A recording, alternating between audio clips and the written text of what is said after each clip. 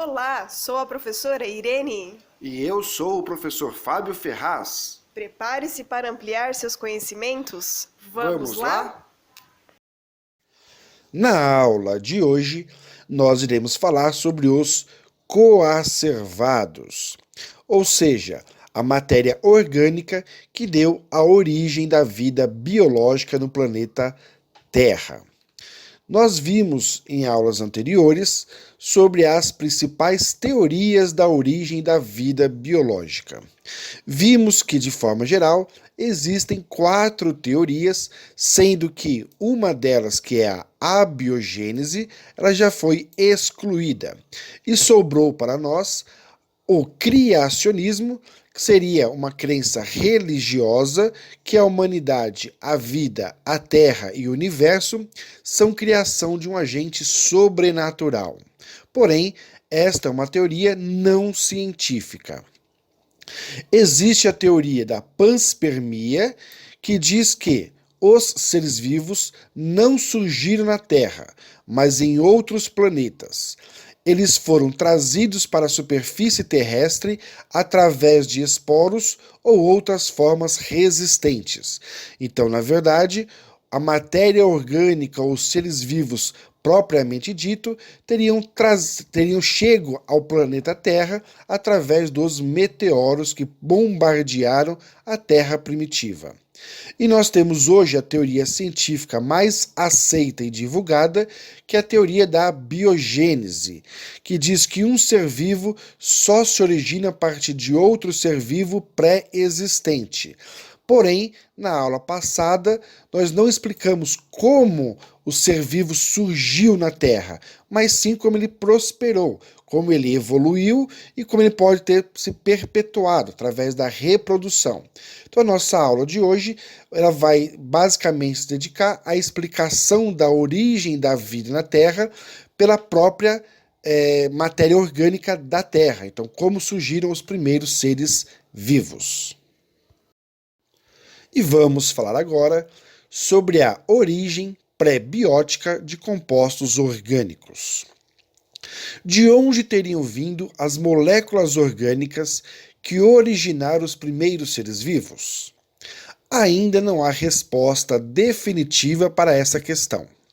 Como já mencionamos, uma das possibilidades embasadas em descobertas recentes é que substâncias precursoras da vida tenham vindo do espaço sideral, a bordo de cometas e asteroides. Algumas experiências, no entanto, mostram que a combinação química de substâncias inorgânicas gasosas presentes na Terra primitiva poderia ter dado origem à molécula orgânica. E a essas moléculas nós vamos chamar de coacervados. Então, coacervado é um aglomerado de moléculas proteicas envolvidas por água em sua forma mais simples. Acredita-se que os coacervados tenham posteriormente dado origem às primeiras formas de vida na Terra. E vamos tentar entender o que vem a ser este coacervado. Primeiro, lembrar que nós temos como teorias do surgimento da vida o criacionismo, que não iremos discutir, que é aquela religiosa. E temos a panspermia e a biogênese, tendo como origem a evolução química. E é exatamente essa evolução química que iremos discutir. Devemos também ter como princípio o que é matéria inorgânica do que é matéria orgânica. Então, matéria inorgânica são aquelas substâncias simples, ou seja, aquelas pouco energéticas, como os gases, os sais minerais e a água.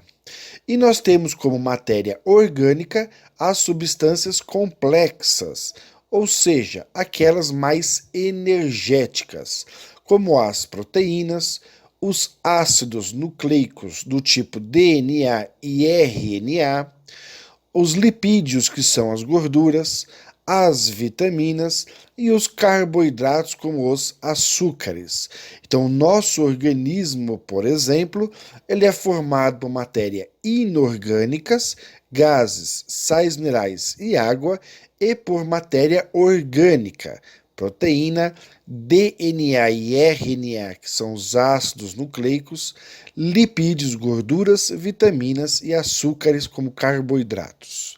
Então a pergunta é: na Terra primitiva, basicamente só existia matéria inorgânica.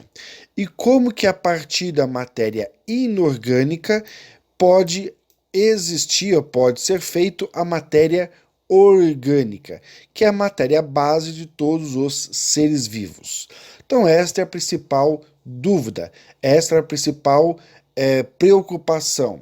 Como que matéria inorgânica poderia surgir matéria orgânica, já que a matéria inorgânica é a base que existe na natureza de forma geral, primitiva.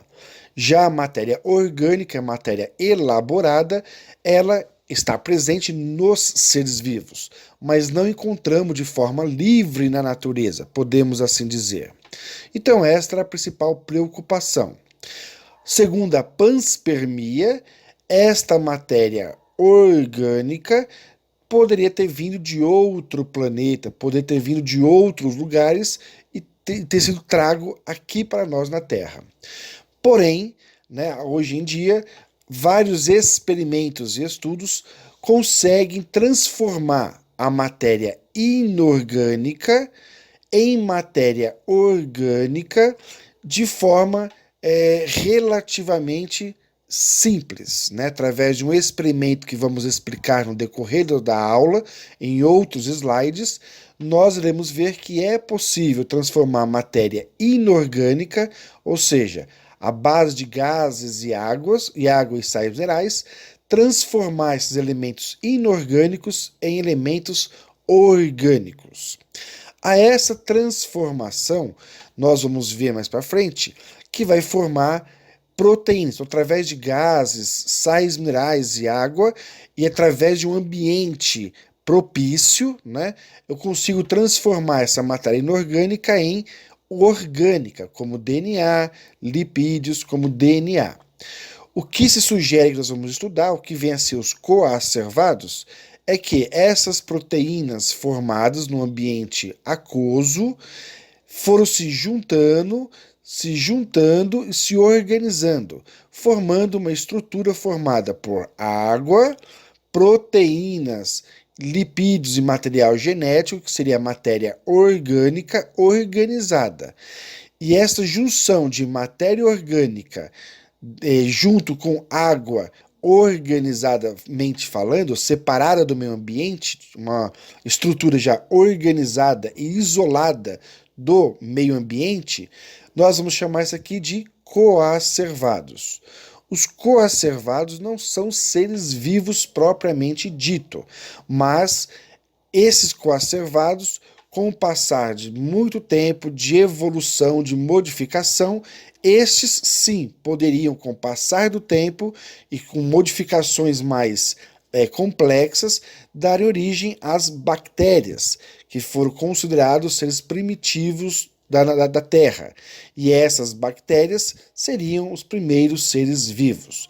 Então, os coacervados é possível fazê-los através de experimentos. Então, nós podemos fazer várias proteínas através de um experimento que vamos explicar, e essas proteínas organizadas e agrupadas em grupos, onde se conseguem manter-se uma organização prévia, são chamadas de coacervados.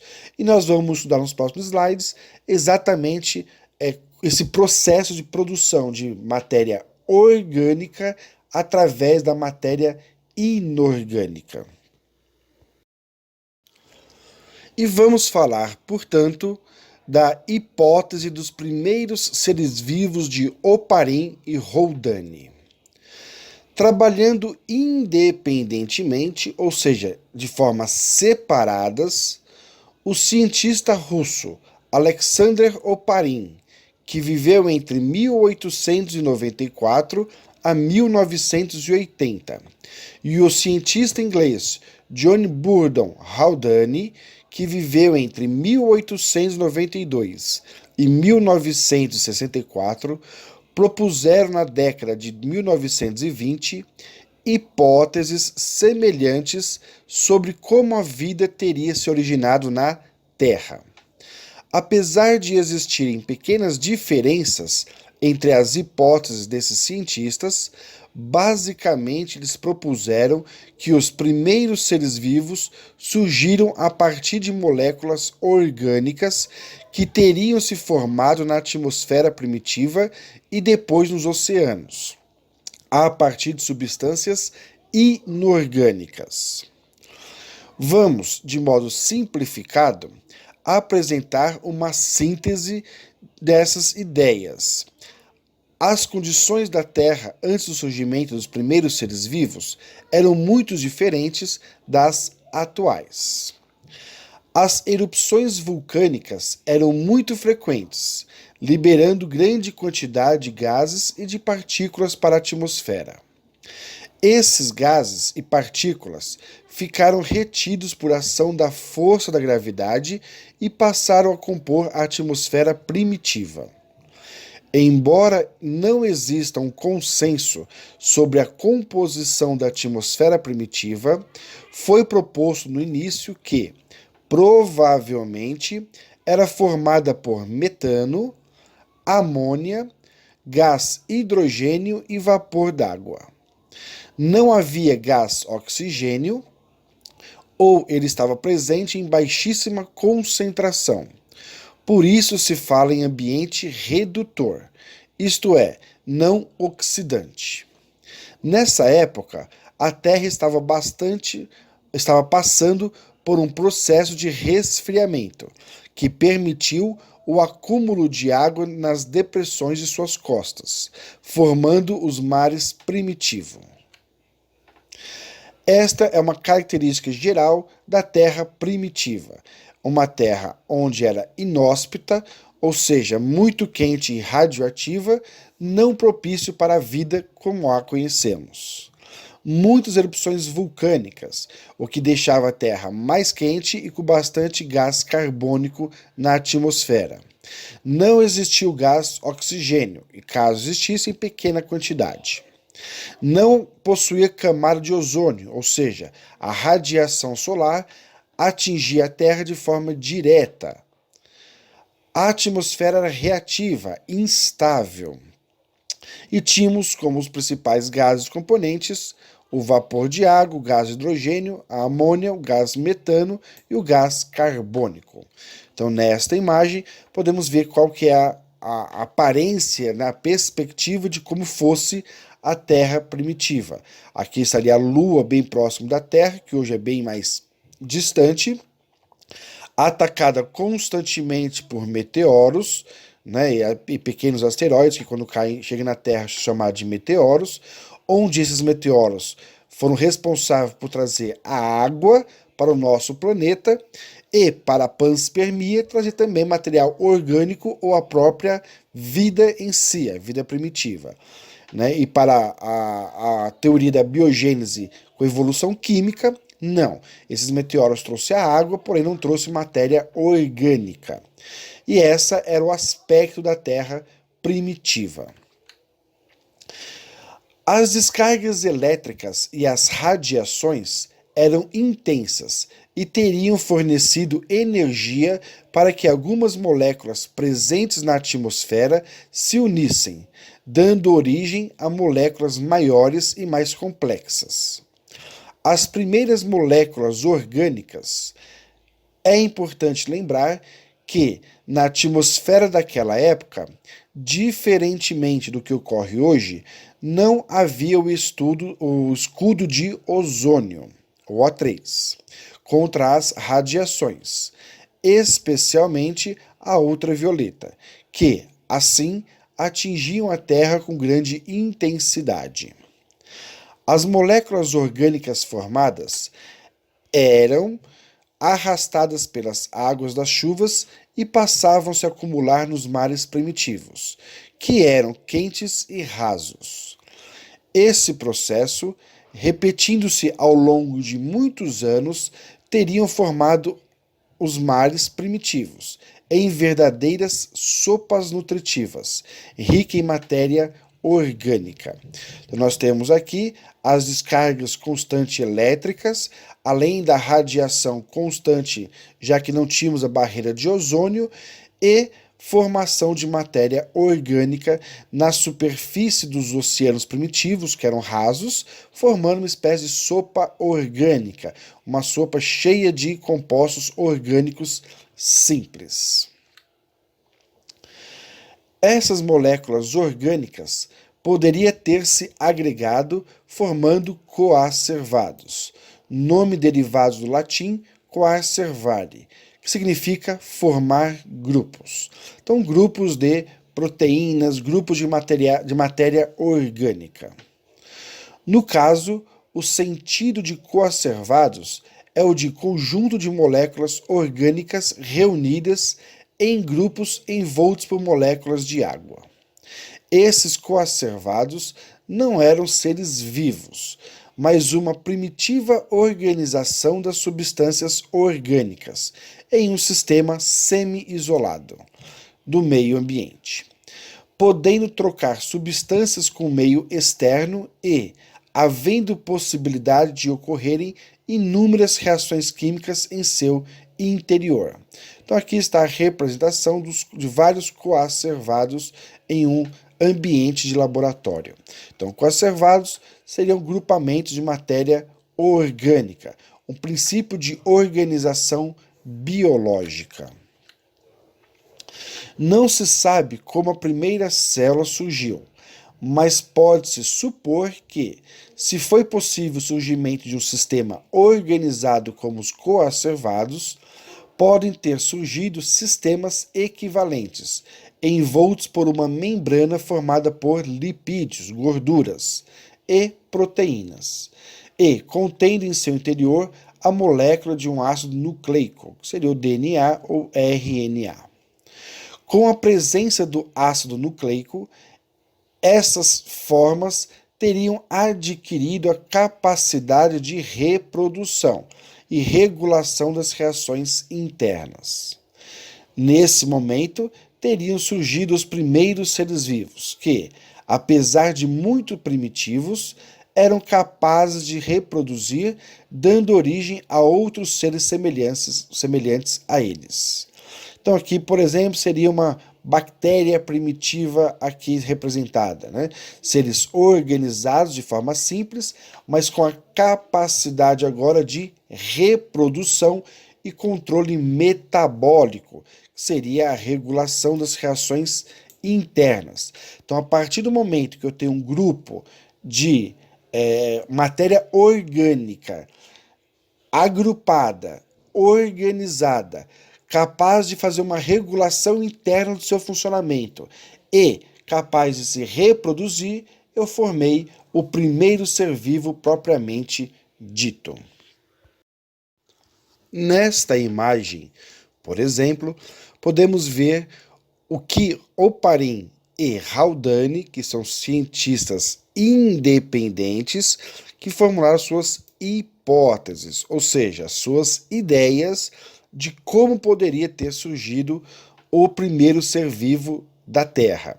Então, no ambiente primitivo, ou seja, um ambiente inóspito, cheio de radioatividade, com exposição e radiação do Sol constante, que não tem a camada de ozônio, calor, né, bastante gás carbônico, bastante gases circulantes tóxicos no meio ambiente.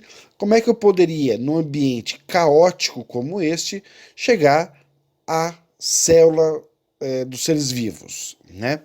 Então, segundo eles, teoricamente, um ambiente deste nível era capaz de, através da matéria inorgânica, que são os gases, água e sais minerais presentes no ambiente, dentro de uma radiação constante, de uma irradiação do Sol constante, dentro de um processo de transformação ambiental muito agressiva, essa matéria inorgânica era capaz de se juntar e formar, de certa forma, matéria orgânica.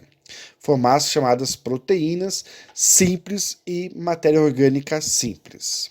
Com o passar do tempo, estas proteínas e substâncias orgânicas simples foram se juntando e se isolando do meio ambiente, formando os chamados coacervados. Estes coacervados, com o passar do tempo, foram se juntando, foram se aglomerando, formando as primeiras células simples. Várias células simples foram sofrendo modificações, radiações, influências do meio ambiente e, a partir do momento que uma célula simples começou a controlar o seu funcionamento interno, ou seja, o seu metabolismo, e gerou descendentes, capacidade de reprodução, formou-se a primeira célula do primeiro ser vivo da Terra, do planeta Terra. E a partir do surgimento de várias células capazes de conseguir um controle metabólico e a perpetuação da sua espécie, ou seja, a reprodução, formou-se os organismos vivos primitivos. E a partir do desenvolvimento, das adaptações, das especiações de cada ser vivo, pôde-se formar todos os seres vivos que encontramos hoje na Terra. Até aí estava ótimo, maravilhoso. Porém, Oparin e Haldane, o que fizeram foi ter as ideias, as sugestões, as chamadas hipóteses científicas. O que faltava agora era comprovar. Será que realmente é possível da matéria inorgânica formar matéria orgânica? Então, para tentar explicar cientificamente ou comprovar como é possível a transformação da matéria inorgânica em orgânica, vamos aos seguintes fatos. Em 1950, dois pesquisadores da Universidade de Chicago, Stanley Miller e Harold Urey, desenvolveram um aparelho em que simulavam as condições supostas para a Terra primitiva. Com sucesso, obtiveram resultados que confirmaram a hipótese de Oparin e de Haldane. Inicialmente, obtiveram com seu experimento pequenas moléculas que, com o passar do tempo, se combinaram formando moléculas mais complexas, inclusive os aminoácidos como a glicina e a alanina. Posteriormente, novas pesquisas obtiveram outros aminoácidos e vários compostos de carbono. Os protobiontes de Oparin receberam diferentes nomes dados pelos cientistas, dependendo de seu conteúdo, chamados de microsferas, protocélulas, micelas, lipossomos e coacervados. Estes possuem uma membrana dupla, formada por duas camadas lipídicas, se assemelhando às membranas celulares atuais. Então, basicamente, o experimento de Miller e Urey mostraram cientificamente em laboratório, podendo ser feito por qualquer outro cientista, que sim, é possível, através de um conjunto de gases como carbono, água, amônio, metano e hidrogênio, mais eletricidade simulando a tempestade e radiações, por exemplo, do Sol, eu consigo transformar esses elementos em aminoácidos. E lembrar que o aminoácido ele é o princípio para formar as proteínas. Então, o conjunto de aminoácidos é o que vai formar as proteínas. Então, através de um sistema controlado em laboratório, foi possível fazer os coacervados. E vamos, portanto, dar uma olhada como foi esse experimento. Nesta imagem, podemos observar o experimento de Miller e Urey. Então, foi colocado nesse sistema os gases metano, amônia e hidrogênio. Observe que o gás carbônico, nesse momento, ele foi riscado, pois no experimento inicial de Miller e Urey, o gás carbônico não foi utilizado, sendo utilizado em outros experimentos futuros, mas que chegaram basicamente às mesmas conclusões. Então, neste sistema foi colocado gases, onde, junto com esses gases, também tinha a água. A água era aquecida, formando vapor de água.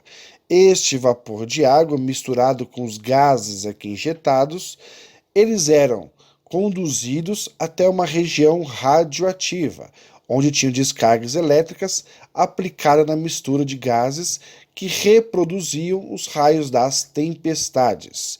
Então aqui nós tínhamos um conjunto de gases com vapor de água e mais a eletricidade. Esse ambiente era resfriado, formando-se água líquida. E esta água líquida era novamente conduzida para ser aquecida, formando um sistema de fluxo contínuo. Então a água era aquecida, misturada com os gases, esses gases sofriam ação de descargas elétricas, esses gases eram resfriados, formando um ciclo. O que observou-se depois de um tempo? Então, a água acumulada na base do aparelho simulava os mares e lagos primitivos. Com o passar do tempo, começou-se a observar um escurecimento nesse sistema, na sua base. E ao analisar esse escurecimento, observou-se as substâncias de proteína. Então, sim, o que comprovou-se com isto? Que é possível transformar matéria inorgânica em matéria orgânica dentro de um ambiente considerado primitivo, um ambiente inóspito, radioativo, caótico, junto com substâncias apenas inorgânicas. Sim, é possível produzir matéria orgânica e desta forma contribuiu-se para a comprovação, né, de que é possível, sim, substância inorgânica ser transformada em substâncias orgânicas, não por seres vivos, mas sim por ambiente da natureza. Então, a própria natureza, sim, dependendo das suas condições, é possível transformar matéria inorgânica em matéria orgânica. Então, o experimento de Miller e Urey, que simulava exatamente uma Terra primitiva, comprovou as teorias de Oparin e Haldane. Então, Oparin e Haldane foram os pais da ideia da transformação da matéria inorgânica em matéria orgânica. Então, eles tiveram a ideia. E Miller e Urey pegaram as ideias de Oparin e Haldane e transformaram essas ideias em teoricamente possíveis, sim. Então, é possível transformar matéria orgânica em matéria inorgânica apenas com os elementos da natureza. Ampliando os experimentos de Miller. Ampliando a hipótese de Oparin e de Haldane, chamada proteinoides e ribozimas. No começo da década de 1970, o biólogo Sidney Fox aqueceu a seco, a 60 graus Celsius, uma mistura de aminoácidos. Obteve pequenos polipeptídeos, a que ele chamou de proteinoides. A água resultante dessa reação entre aminoácidos evaporou em virtude do aquecimento. Fox quis, com isso, mostrar que pode ser sido possível a união de aminoácidos apenas com uma fonte de energia, no caso o calor, e sem a presença de água. Faltava esclarecer o possível local em que essa união teria ocorrido. Recentemente, os cientistas levantaram a hipótese de que a síntese de grandes moléculas orgânicas teria ocorrido na superfície das rochas e da argila existente na Terra primitiva. A argila, em particular, teria sido o principal local da síntese. Ela é rica em zinco e ferro, dois metais que costumam atuar como catalisadores em reações químicas. A partir daí, vagarosamente, ocorrendo as sínteses, as chuvas se encarregariam de lavar a crosta terrestre e levar as moléculas para os mares, transformando-os no imenso caldo orgânico sugerido por Oparin. Essa descoberta, aliada aos resultados obtidos por Fox, resolveu o problema do local em que possivelmente as sínteses orgânicas teriam ocorrido. Havia, no entanto, outro problema. As reações químicas ocorrem mais rapidamente na presença de enzimas. Somente a argila ou os metais nela existentes não proporcionariam a rapidez necessária para a ocorrência das reações. Atualmente, sugere-se que uma molécula de RNA teria exercido a ação enzimática. Além de possuir propriedades internacionais, descobriu-se que o RNA também tem características de enzima, favorecendo a união de aminoácidos. Assim, sugerem os cientistas, RNAs produzidos na superfície de argilas no passado teriam o papel de atuar como enzimas na síntese dos primeiros polipeptídeos. Esses RNAs atuariam como enzimas chamadas ribozimas, e sua ação seria auxiliada pelo zinco existente na argila. Outro dado que apoia essa hipótese é o fato de que, colocando moléculas de RNA em tubo de ensaio com nucleotídeos de RNA, ocorre a síntese de mais RNA sem a necessidade de enzimas. Nesta imagem, podemos observar o experimento de Fox, que sugere que a matéria orgânica, ou seja, as proteínas, podem sim se agruparem quando tiverem um ambiente propício. Então, o calor, por exemplo, já poderia ser um facilitador da união da matéria orgânica. Então, os aminoácidos, para formar as proteínas, poderiam sim se unir através do calor. E se tiver o RNA atuando como enzima, esta união seria ainda mais facilitada, formando, portanto, os coacervados. Então, o experimento de Fox, ele auxiliou e colaborou com o experimento de Miller. Então, sim, é possível fazer matéria orgânica a partir de matéria inorgânica, e a matéria orgânica pode sim se unir através de um aquecimento em um ambiente propício. Então, mais uma vez, imaginando o ambiente primitivo da Terra primitiva, um ambiente inóspito, totalmente diferente do que nós estamos vivenciando hoje, e neste ambiente era possível formar matéria orgânica, e esta matéria orgânica podendo se unir, e esta união formando a matéria orgânica mais complexa, podendo, com o passar do tempo, dar origem ao ser vivo. E aqui é a mesma imagem, sem aquele fundo, né? Uma imagem mais limpa, mostrando a provável evolução da matéria inorgânica até os coacervados, que ainda não são seres vivos, mas seriam a base para a formação do ser vivo. E uma observação, né, em relação à atmosfera primitiva. Acredita-se que não existia amônia ou metano. apenas gás carbônico, nitrogênio, hidrogênio e vapor de água. Novos estudos, como o de Miller, confirmaram que é possível obter moléculas orgânicas mesmo com outras combinações de gases. Então, segundo as novas teorias, os gases usados por Miller não eram os gases existentes na Terra primitiva. Porém, mesmo mudando os gases presentes ou acreditando estar presente na Terra primitiva, o experimento em si também não importa os tipos de gases, mas sim, é possível esta formação de matéria orgânica a partir de gases, água e um ambiente radioativo e elétrico. Então, um resumo. As hipóteses partiram de Oparin e de Haldane. Eles só fizeram as hipóteses. A partir das hipóteses, a sugestão dada por eles, Miller e Urey fizeram o experimento comprovando que sim, é possível a possibilidade de matéria orgânica surgir a partir da matéria inorgânica.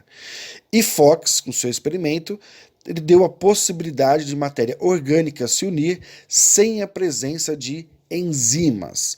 Então, ou seja, é possível matéria inorgânica formar matéria orgânica e esta matéria orgânica se unir com a presença do calor. E se tiver o RNA, ele atuaria como enzima, facilitando ainda mais esta união. E como seria a nutrição geral dos seres vivos primitivos? Hoje, nós temos nos seres vivos basicamente 3 categorias: os seres produtores, seres consumidores e seres decompositores. Sendo produtores aqueles que fazem a fotossíntese, principalmente, os consumidores, como nós, aqueles que se alimentam de outros seres vivos, e os seres decompositores, que são aqueles que têm a capacidade de transformar matéria orgânica em matéria inorgânica. Mas isto é hoje. E como seria a provável nutrição dos seres vivos primitivos? Então, só vendo essa imagem, que a fotossíntese nada mais é do que o processo de transformação de energia, que é a glicose, usando a luz do sol, gás carbônico e água. Então, convertendo esses 3 elementos inorgânicos em glicose, que é o elemento orgânico, e oxigênio, que é inorgânico, eu faço o processo de fotossíntese. Então, vamos observar que os seres vivos, de forma geral, e os seres brutos, os seres inanimados, não vivos, basicamente são formados pela mesma composição química. O que vai diferenciar um do outro, basicamente, é como ele é formado com esses elementos químicos e como que interagem um elemento químico com o outro. Então, a diferença entre substância bruta e orgânica está na forma de organização e interação, ou seja, um completando a formação do outro. Então, porque basicamente os seres brutos e os seres vivos são compostos com os mesmos elementos químicos. Então, a evolução dos processos energéticos. A hipótese heterotrófica, que era a primeira que acreditava-se que era esta a hipótese dos seres vivos que se alimentavam inicialmente, e hoje já não é mais aceita como a primeira fonte de energia dos seres vivos. Então, a hipótese heterotrófica, a fonte de alimento desses seres vivos seria constituída de moléculas que se acumulavam nos mares e lagos primitivos. Porém, hoje, a hipótese mais aceita é a hipótese autotrófica, principalmente dos seres vivos quimiolito-autotróficos, que dizem que os seres vivos produziam seu alimento a partir da energia liberada por reações químicas, como ferro e enxofre, da crosta terrestre. E esta ideia é reforçada pela descoberta de micro-organismos que vivem atualmente em locais inóspitos, como vulcões e fonte de água quente. Então, basicamente, a hipótese heterotrófica diz que os seres vivos, ele comia, os primeiros seres vivos, as primeiras células vivas, eram capazes de absorver ou englobar outra molécula orgânica que já existia no ambiente. Isto era aceita. Hoje, a hipótese mais aceita é que os seres vivos primitivos eram capazes de fazer quimiossíntese, ou seja, transformar a matéria inorgânica em matéria orgânica e se alimentar. Fazer uma espécie de fotossíntese, mas não usando a luz, mas sim os elementos químicos que estavam presentes nas rochas primitivas. Então, em relação à hipótese autotrófica, atualmente a hipótese mais aceita sobre o modo de nutrição dos primeiros seres vivos é a hipótese autotrófica. Seus defensores argumentam que na Terra primitiva não haveria moléculas orgânicas em quantidade suficiente para sustentar a multiplicação dos primeiros seres vivos até o surgimento da fotossíntese. Os primeiros seres vivos, de acordo com esta hipótese, seriam quimiolito-autotróficos, do grego litos, rocha, isto é, produziriam suas próprias substâncias alimentares pelo aproveitamento da energia liberada por reações químicas entre componentes inorgânicos da crosta terrestre. Uma possibilidade é que eles utilizassem compostos de ferro e de enxofre, por exemplo, Fs e H2S, supostamente abundantes na Terra primitiva.